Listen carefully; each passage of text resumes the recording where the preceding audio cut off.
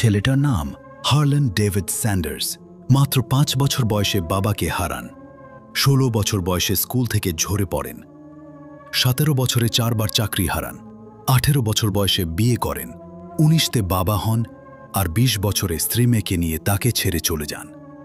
জীবন থেমে থাকেনি। তিনি সেনাবাহিনীতে যোগ দেন, ব্যর্থ হন। ইন্স্যুরেন্স কোম্পানি, রেল লাইনের কন্ডাক্টর, প্রতিটা জায়গাতেই ব্যর্থতা। একসময় তিনি চাকরি নেন একটি ছোট ক্যাফের রাঁধুনি হিসেবে। এভাবে চলে যায় বয়স 65। এবার অবসরে সরকারি ভাতা মাত্র $105। তিনি ভেঙে পড়লেন। চিন্তা করলেন এই জীবন রেখে আর কি হবে। নিজেকে শেষ করতে চাইলেন। তখন গাছের নিচে বসে লিখে ফেললেন, জীবনে আমি কি কি করতে পেরেছি। মনে পড়ে গেল তিনি একটাই জিনিস খুব ভালো পারেন, রান্না করতে। চিন্তা ভাবনা করে শেষবারের মতো $87 ধার নেন, মুরগি কেনেন, নিজের বিশেষ রেসিপিতে ফ্রাই করেন, কেন্টাকিতে প্রতিবেশীদের বাড়ি বাড়ি ঘুরে সেই চিকেন বিক্রি শুরু করেন।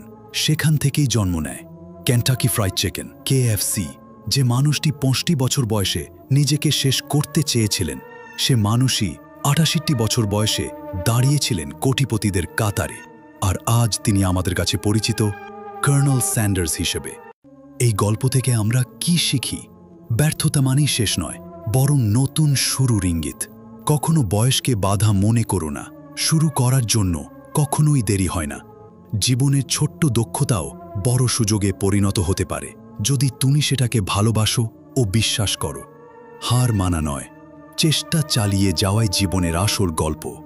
আপনার বয়স যাই হোক, আপনি আজও শুরু করতে পারেন। হতাশ হবেন না। আপনি নিজেই একদিন অন্যের প্রেরণার উৎস হবেন, ইনশাআল্লাহ।